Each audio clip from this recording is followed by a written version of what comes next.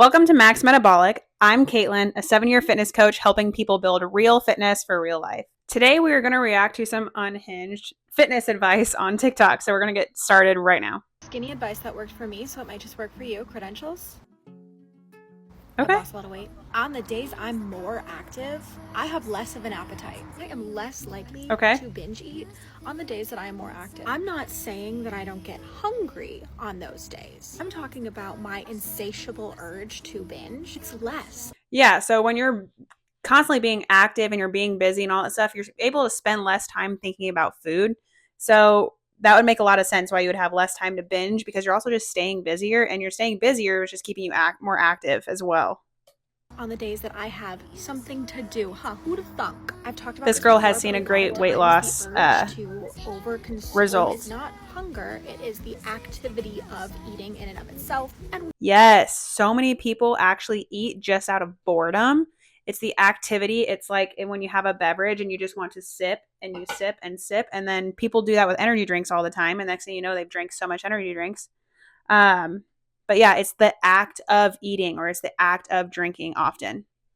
We all know weight loss is the inaction of overeating. So if you really want to accelerate your results, get a hobby, get an active hobby. Keep your hands and your feet busy. I'm not saying you have to be pro athlete level of active. I'm saying go for more walks, go for a bike ride, take up rollerblading, do a light workout that you can do from the comfort of your own home. This is really good advice, because ultimately at the end of the day, there's no best workout. The best workout is the one that you can stick to long term. The best workout is the one that you can adhere to, because if your adherence is so low, it doesn't really matter what you're doing. You're not going to be able to lose weight. But if your adherence is high and your enjoyment is high, chances are you're going to be able to lose weight doing that. Of us get tripped up on this all or nothing mindset that our activity has to be extreme or intense in order to mean something. That mentality kept me fat, baby. And believe you me, I notice my thoughts on lower energy days or days where I'm feeling more gluttonous. I pay attention to my thoughts. I listen to what I start telling myself. Yes. Most people who struggle with their weight, they struggle with their food. They also struggle with really analyzing their thoughts from like a third person. Like if you're able to take a step back and analyze yourself just purely objectively, what are you doing to fill your time? What are you filling your thoughts with? Are you eating food because you're bored, you're emotional? Being aware of your thoughts, that is the first step to control your actions. The lies I start telling myself. I could go for a walk right now, but I don't know. I don't really have the energy in me to get 10,000 steps in, so I mean, there's no point in really going. I guess I could go on my walking bed, but it's not really good. What's it gonna do? What's the point? So what this kind of mindset does is keeps you sat. And do you know what keeping you sat does? Thinking about food. Any type of light movement you do that you're telling yourself isn't good enough is better than you sitting on your couch finishing an entire bag of chips. You don't need that. You need therapy and a walk. Get a hobby. If you're keeping yourself sat, you're keeping yourself fat. No, but really though, an object in motion will stay in motion. So the more you're staying active, the more you're staying moving, the easier it will be. So we're going to go on to the next video. Tell me your most unhinged weight loss tip. I'll go first. Mine is saving a quarter of my lunch to eat on the car ride home so I don't hit up McDonald's on my way. What's yours? That's not bad advice at all. That is actually a really good plan, especially because that comes down to knowing yourself. If she knows that every single time she leaves work, even though she had her lunch, maybe she had a full sandwich at lunch, and she knows that every single time that she leaves work, she's going to stop at the drive-thru. This is a great way for her to combat that, in a way that she's eating the same calories that she would have if it was just her lunch. And then she's eating better quality calories rather than hyper palatable processed foods. And she's saving money. She's saving calories. Those hyper palatable processed foods are also really, really high in calories. And they don't really fill you up either. So you can eat a lot of processed foods and you can pack on the calories like crazy. This is actually a really good hack. And it comes down to knowing yourself and knowing behavior. A whole lot of approaching a fitness goal, weight loss, muscle gain, whatever it is knowing yourself and knowing your habits and your behaviors. So that's a really good tip. Okay, I've seen a couple of these girls' videos. I actually like her quite a bit. Here are some of the unhinged things that I did during my 100-pound weight loss journey. Okay, she lost 100 pounds. Whenever I felt hungry, I would watch mukbangs to help curb the cravings. Some of my favorite people, or at least one of my favorite people to watch, was honeybee. I was just obsessed with that, and for some reason that would help me with my cravings. I'm not gonna lie. I watching mukbangs whenever you're having a craving, I think is kind of odd. Personally, it's an odd coping tactic, but if it works for you and it causes you to stop the craving, then okay. Uh, Not something I would generally recommend for most people, but if it worked for her, Wow, I don't know if you guys can see that dead skin. I would wear a waist trainer almost all the time because whenever I ate and I was wearing it, the more I ate, the tighter it got. So, that is unhinged. That is unhinged. Waist trainers don't do anything for weight loss and making you lose weight. They literally are just gimmicks. Um, but wearing a waist trainer so that you physically feel uncomfortable if you're eating too much food, I personally would not recommend that as a approach. That is definitely unhinged. I mean, this is unhinged weight loss advice. so I obviously couldn't eat that much because it would be tight on me. Whenever I was craving food or a specific type of food, I would go and I would buy it for everyone in my family and I would watch them eat it because for some reason that like satisfied it for me. Just because I couldn't eat it doesn't mean that the other people around me couldn't eat it. And I was constantly buying everyone else food around me because it brought me joy for some. That's such an interesting approach. I feel like most people, I don't think of them like getting food for everyone else and watching them eat it as a approach to be satisfied, because for most people they watch people eat a food that they want to eat and they get almost a sense of FOMO. That's what I have experienced and witnessed with most of my clients. If they're around in an environment or a situation where people are eating, I don't know, let's say burritos and margs, they're going to have a lot harder time just ordering something healthy like chicken and rice maybe or whatever. um if the people around them are all eating said thing, generally most people are going to get that sense of FOMO. So that's a really interesting approach that she said that actually helps her get satisfied. Reason. Whenever I was hungry, I would go to sleep because I'm not hungry in my sleep. So I would be sleeping a lot. And that's honestly one of the biggest things that I would do. I would just sleep all the time. I'm not going to lie to you, I've done that. Uh, if I'm in a really, really hard cut and my calories are pretty low, sometimes I struggle to sleep if I'm too hungry and I'm also controlling my calories. I log my food when I'm trying to cut. And so sometimes if I know I'm going to be hungry, I will go to bed earlier just because if you're asleep, you're not hungry. So that is actually something that I have done myself as well. Particularly when I'm on a very low calorie diet. All means, guys, I am not telling you to do any of this stuff.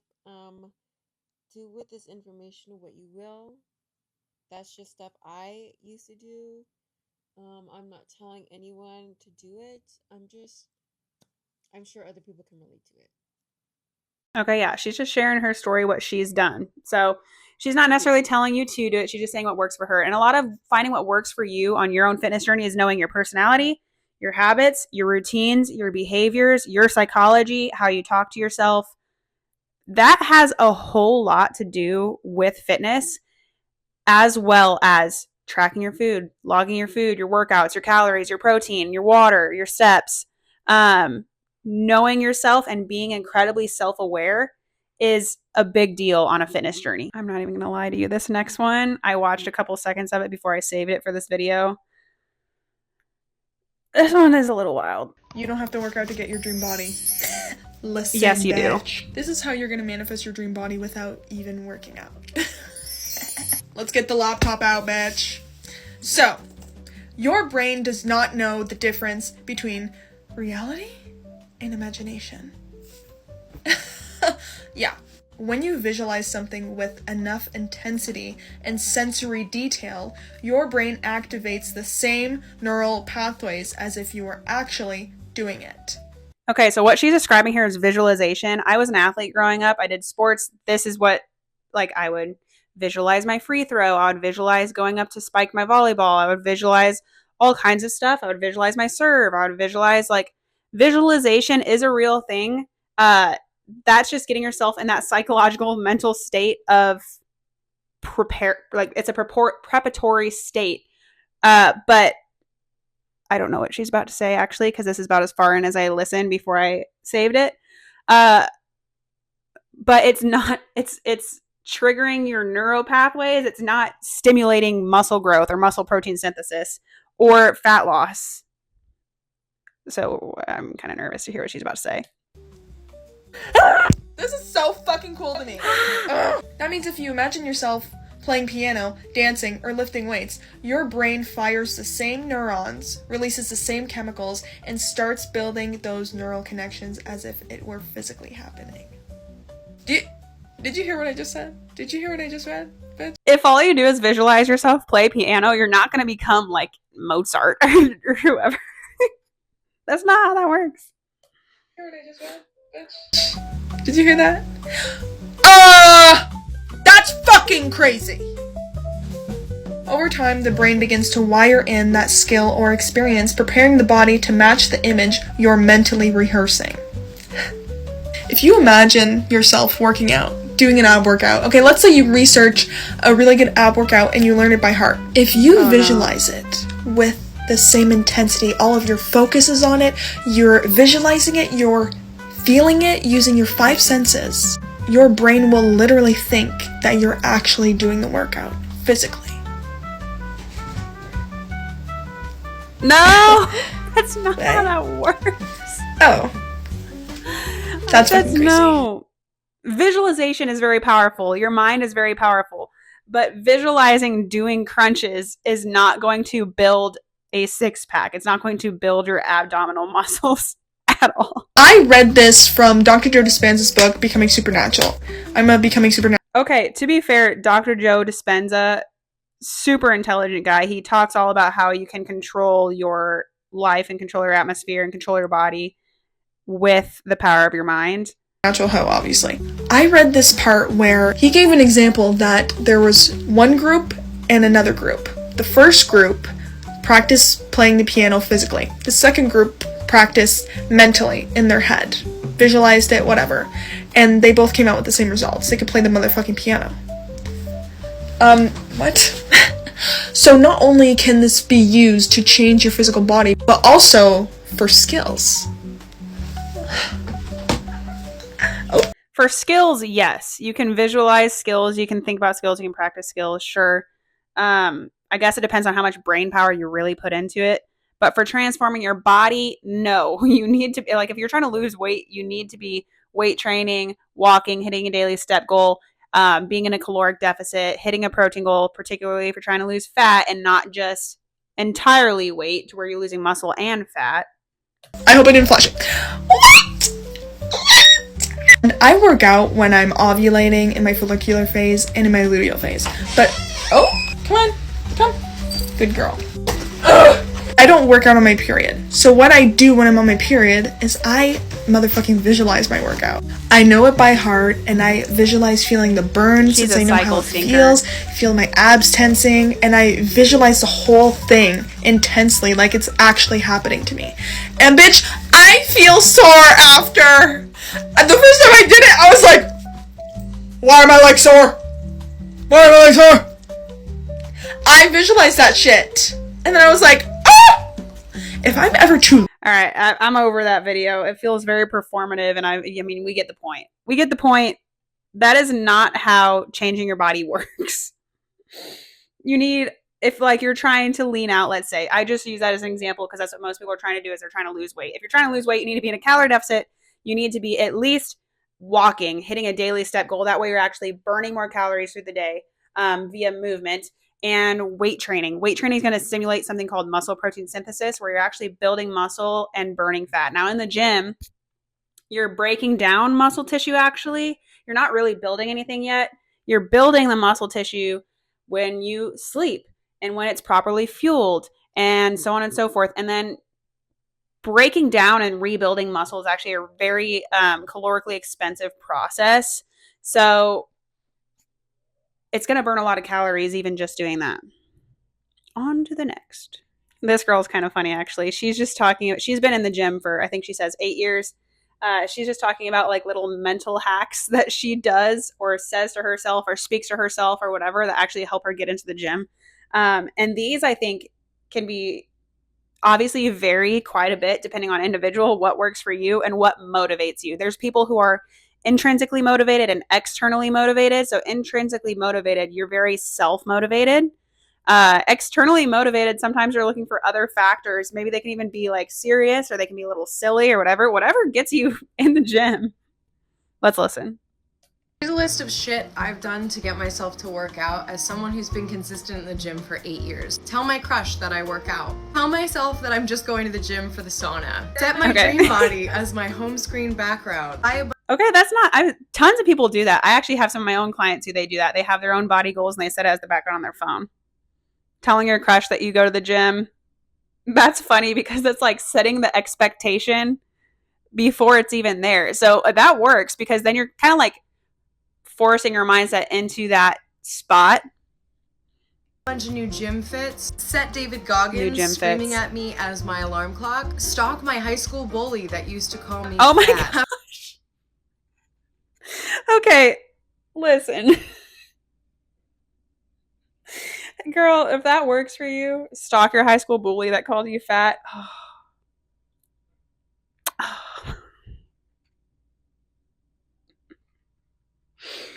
And the David Goggins thing, just screaming at you. I mean, I guess whatever floats your boat, or should I be more specific and say carries your boat? Have the gym staff boo me if I didn't show up. Bet a man $500 that I could lose 10 pounds in a month. I actually won that bet. Listen, if $500 is on the line, I would win that bet too. On to the next. Let's talk about things that I don't do as a gym girl. Don't do. One, I don't track anything. I don't track my calories. I don't track my protein. I don't track my macros. I don't care to. I don't know how to, and you don't need to. Okay, first of all, don't care how to or don't care to. Okay. I guess that's valid if you just really don't want to track your food. But following it up with don't know how to, Miss Ma'am, maybe put some effort into learning it. And then following up don't know how to with you don't need to.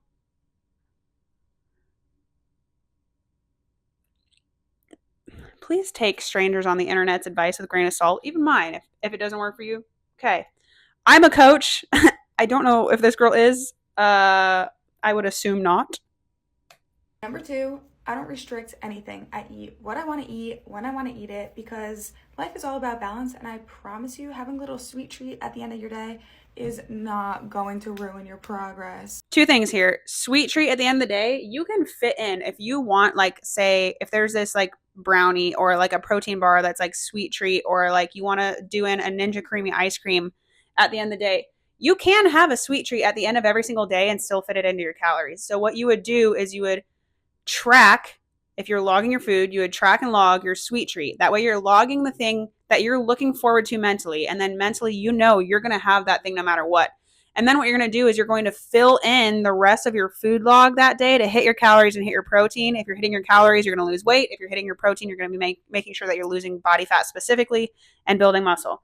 Now, you can have a sweet treat at the end of every single day and still track your food.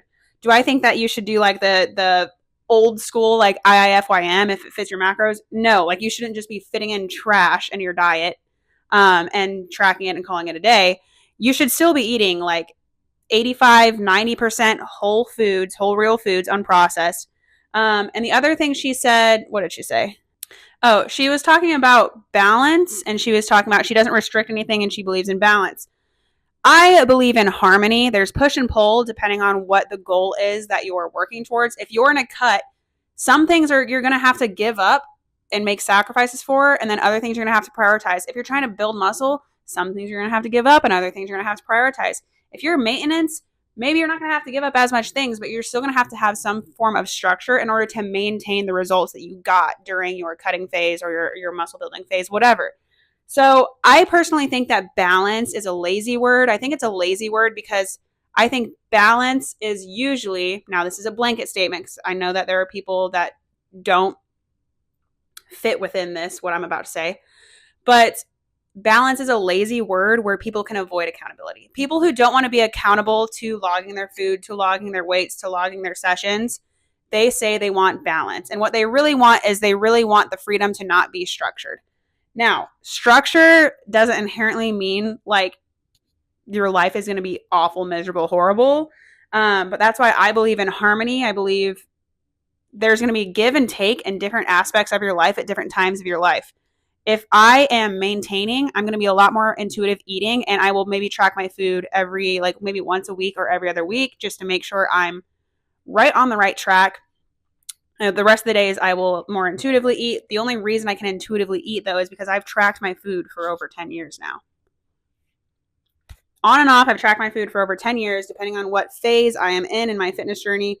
But not to go on too long of a rant, but balance is a lazy term that basically means I don't want accountability. And if that's not your priority, then that's fine. I promise. Number 3, I do not back squat. I think that it is very rough on the knees and on the lower back, and there are plenty of other exercises that you can do that will give you just as good of a workout. Number 4, back squat is a compound movement, meaning that you're training multiple muscle groups at the same time, and you're also training multiple different like joints. So like your knees, your hips, your ankles, things like that, your shoulder rotation for when you put your arms back on the bar.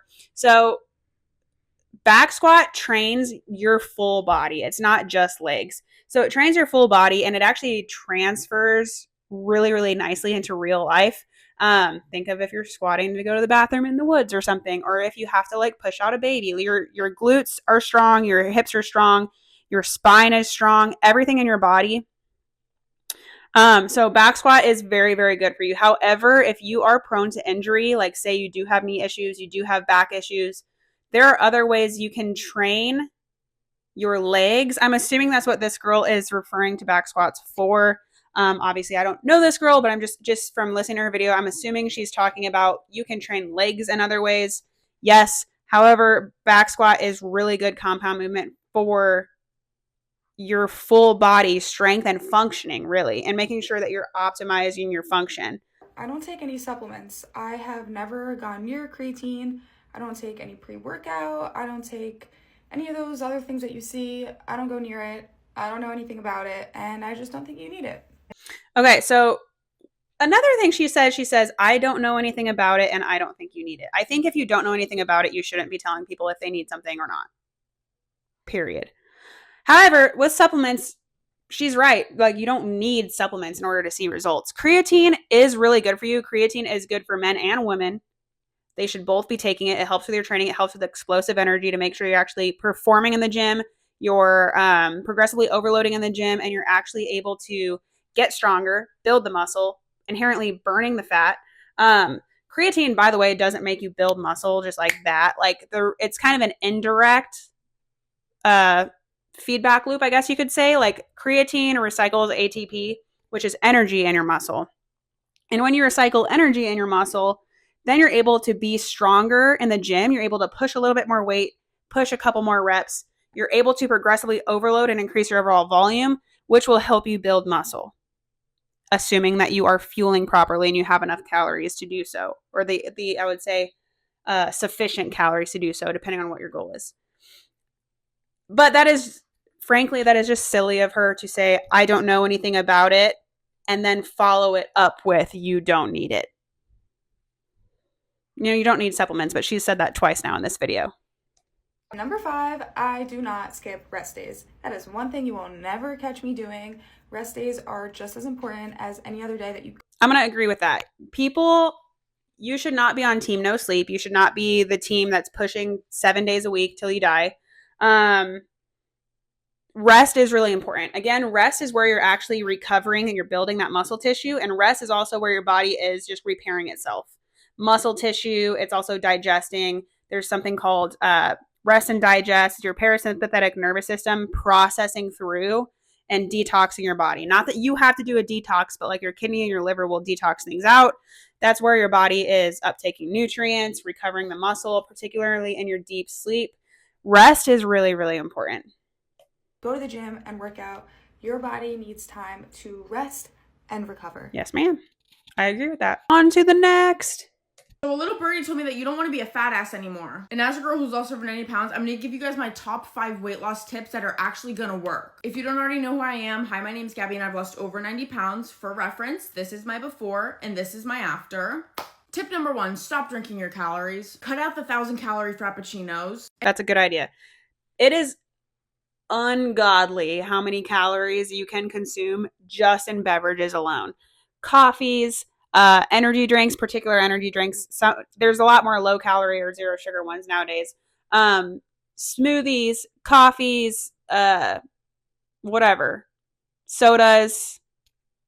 It's unreal how many calories that you can consume drinking. And the 600-calorie coffees, cut out the sodas, cut out the juice, cut it all out. And replace it with a healthier alternative. If you want a Frappuccino, replace it with a protein smoothie. Your 600-calorie coffees, almost every coffee shop has sugar-free options. That's true. Almost every single coffee shop you go to has sugar-free options, unless maybe they're like a small hipster hole in the wall. Maybe not. I actually went to one yesterday with a friend. They didn't have sugar-free syrups, but most places do. That one was very like just small business, family owned, hole in the wall. Most places do though. And if they don't, make your coffee at home. You'll be saving yourself money and calories. Yeah, that's true. You don't have to go through the drive-thru to get a coffee. A lot of people like it for ease and convenience, but you don't have to do that. You're going to save more money making it at home. You're also going to save your calories, just like she said, and you have more of like exact control what goes into it. You can find all kinds of really good like at-home coffee recipes on TikTok, Instagram, YouTube, whatever, and calories are low.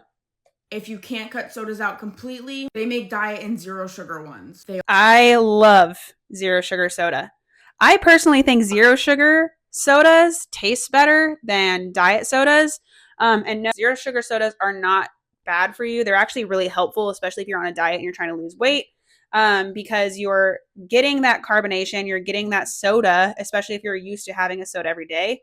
And the calories are not there. My favorites are Sprite, Dr. Pepper, and the zero sugar A&W cream soda. They also make probiotic sodas. Tip number 2, cut out all I also drink the poppies calories, occasionally and the sauces Bloom. and dressings. A lot of people Probiotic don't even soda really know occasionally. how Poppies are many my calories they're favorite. consuming in their sauces and dressings. Barbecue sauce, teriyaki sauce, Chick-fil-A sauce. I think that's a little extreme. People like to spice up their food. People like to have condiments. You just need to track them. Now, if you can get rid of all condiments, by all means, do that.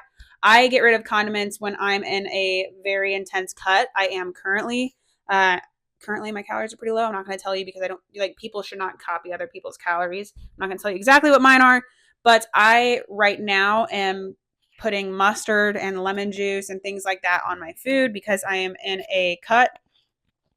But for lifestyle fitness, because that is a big part of what I preach is lifestyle fitness, is just find lower calorie substitutes for your favorite condiments. Occasionally, sure, have your favorite condiment and track it, but like it's better to find a lower calorie sub, in my opinion, than to just cut it all out. Because again, back to what I said about training, adherence is important.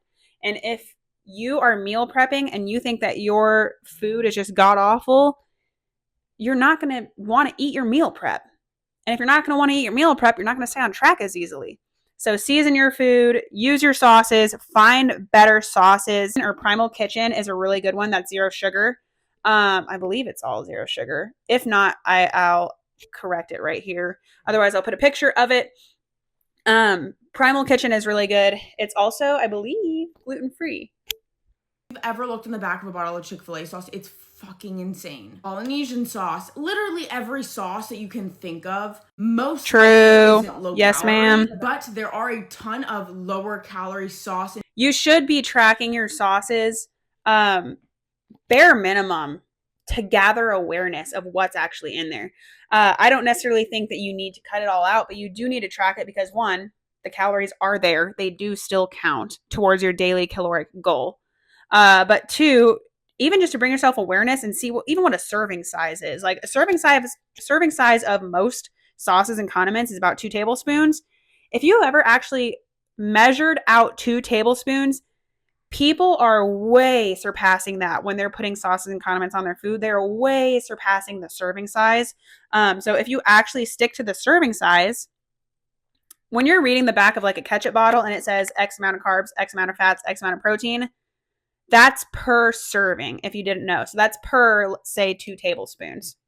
But there are a ton of lower calorie sauce and dressing options. My number one low calorie sauce brand is always going to be Kinder's. They taste absolutely amazing, and you wouldn't even know they're low calorie. Kinder's is good. Now, for lower calorie salad dressings, my personal favorite is going to be Bolthouse. Their Caesar and their ranch. Okay, so she did get into talking about subbing for just lower calorie options. Okay, I thought she was just going to say just cut it out entirely.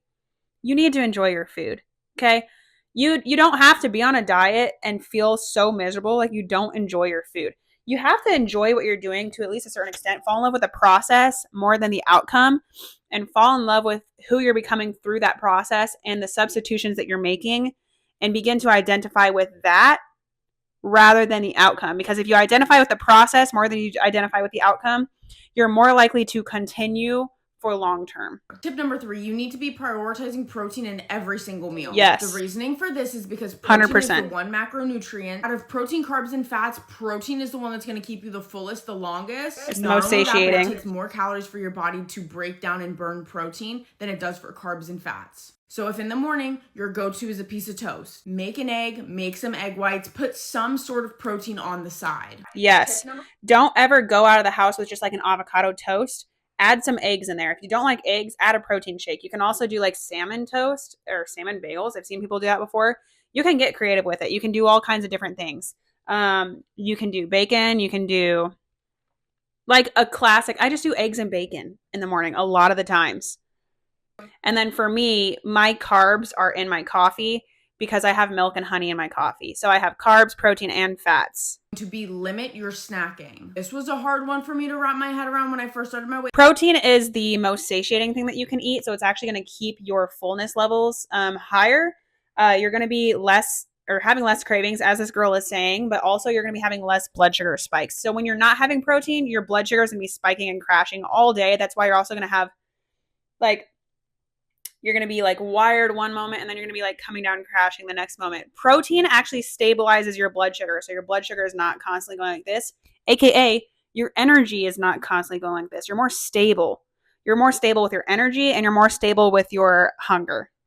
Weight loss journey because I loved food. So if I was sitting watching a movie, I could sit there and down a whole bag of chips all by myself. So 2 helpful hints right here. Either 1, don't put yourself in environments where you know that you're going to mindlessly snack, or 2, be smart about snacking. Sometimes I just like the sensation of feeling like I'm eating. So if you have a blender, blend up some ice and find a 0-calorie water flavoring. It's like squirt thing, you know what I'm talking about? Make yourself a 0-calorie slushie. That way, when you're laying in bed watching your show, you can have the sensation of eating without the calories. Tip number 4, you can controlling your snack time.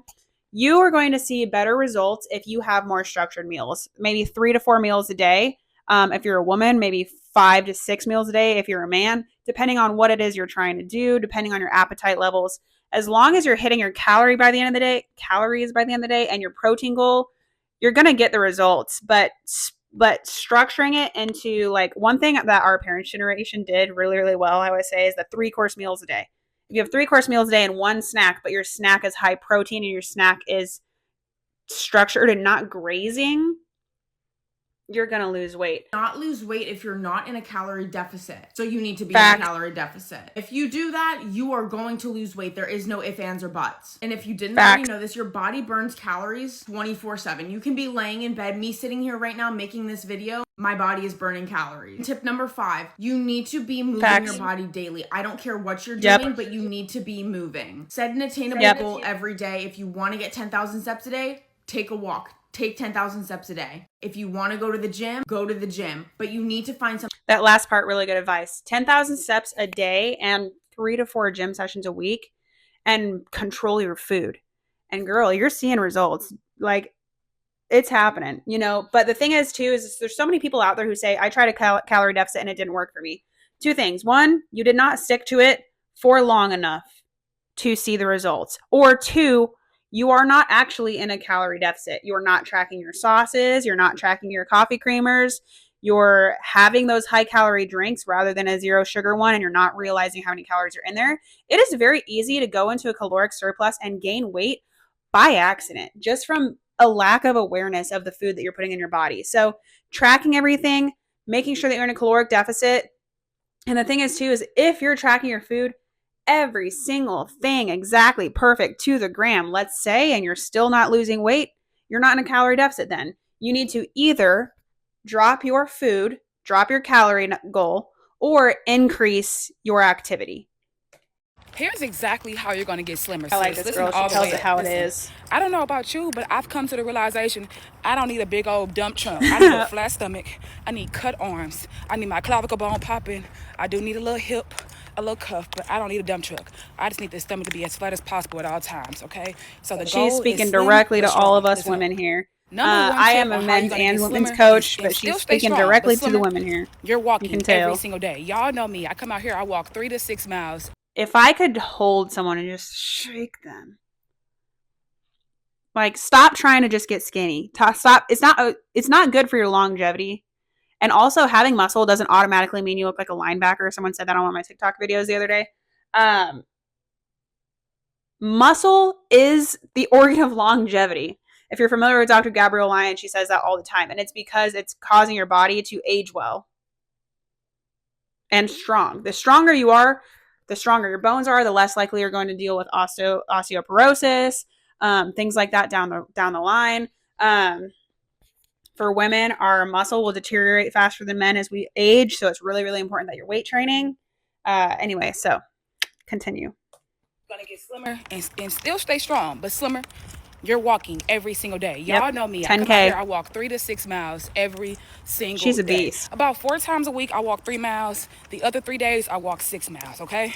This is every single day. You do have rest days. I only work out with weights 3 to 4 times a week. I only strength train 3 to 4 times a week, but I walk every single day. There are no flat out rest days if you're looking to bring your body fat percentage down. So the other girl was saying that she takes rest days seriously. Yes, you need to take your rest days seriously, but rest days from the gym. You should be walking every single day, just about. Of course, you're going to have days here or there. Maybe something happens and you're not able to, but for the most part, you should be walking every single day because that's what's actually going to increase your overall total daily energy expenditure. That's going to contribute to your caloric deficit. If you are eating in a caloric deficit and your total daily energy expenditure, calorie expenditure, energy and calories can be used interchangeably. That's what calories are. Walking and moving every single day, increasing your movement overall, that is what is going to really make a huge impact on your weight loss. Strength training is going to help make sure that you're burning fat specifically. And also it's just going to help increase the calorie burn. But you really only need to be weight training for 4 days a week. And so if you're weight training for 4 days a week, let's say, the other 3 days, you're walking every single day, that's still considered a rest day. Walking just needs to become part of your identity. If you are trying to lose weight and you're trying to be a healthy person, if you're trying to be a fit person in the year of 2026, walking and movement needs to be a part of your identity of who you are.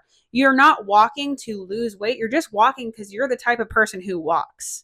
So switch that little mental dialogue you have with yourself. More calories every single day. This is 7 days a week, y'all. This is if your goal is slim in the waist. That's number 1. Number 2, you have to be in a for sure calorie deficit. Yep. And how do you know you're in a for sure calorie deficit? You have to be logging your food. So whatever you've been doing for the last few weeks, I want you to bring that down by about 300 to 500 calories. And this is going to slim you up quick. It's going to be hard. You are going to be slightly a bit more hungry. And that's okay because it's a new deficit, but it works. You got to dig a little deeper into your deficit if you want to be a little bit more slim. You want that body fat percentage down. You want those lean muscles to peek through. If you have a big weight loss goal, 300 to 500 calories is not a bad idea to cut 300 to 500 calories, but it depends where you're starting at. But to be honest with you, what you should be doing is you should be tracking your calories, logging your food for about a week or 2 without shooting for any particular goal to see where you're at, where you're averaging at in terms of calories to maintain your body weight right now. And then from there, take away that 300 to 500 calories. Number 3, You have to pick up heavy weights, sis. Listen, we are focusing on slim but strong, right? You got to pick up heavy weights because strength training is going to burn fat for you even when you are not working out or moving your body. This is how you're going to be burning fat all throughout your day. You got to pick up heavy weights. And whatever heavy is for you, like heavy for me might not be heavy for you. Heavy for you might not be heavy for me. It's heavy for whatever it is for you. So make sure you pick up weights. Those are my top 3 tips. Yeah, lifting heavy and is relative to the person. So stop comparing yourself to the other girl in the gym, the other guy in the gym who maybe they're lifting 10, 20 pounds more than you. One, they could have been in there a lot longer than you. So don't compare your chapter 2 to their chapter like 20. And 2, it's just relative to the person. Like some people are stronger than others. That's okay. It's relative. It's like the same thing as like when you have mental health struggles. Think of it like that. No two people are going to be the exact same, struggling with the exact same thing. But that doesn't mean that for the other person, it's also not hard. Hard looks different for everyone. To ensure you get slim but strong. Stomach in, legs big and toned, clavicle bone popping, arms cut. That's the goal. Butt cuffed, it ain't gotta be big, but the stomach needs to be flat. And that's what it comes down to. And if this video gave you some insight on how you can get slimmer, get that body fat percentage down so your lean muscle mass can poke through, I want you to comment part 2 below and we can do it together. Okay, that's a good video. And the last thing I'm going to say too is that there are some things that they work for other people, but they work for some people, but not for other people. And a lot of that, like I said earlier in the video, comes down to personality, knowing your own behaviors, knowing your own mannerisms, your own schedule, your own kind of like quirks in a way, and working around that or working with and through that to get where you want to go. So like earlier in the video, she said that she will watch like mukbangs. That is strange to me. That would not work for me. And a lot of people, they would get almost like FOMO. If I were to watch mukbangs, actually, I don't know how I would feel. Part of me feels like I would get hungry, but I've never done that. So if this helped, hit subscribe. Your metabolism will thank you.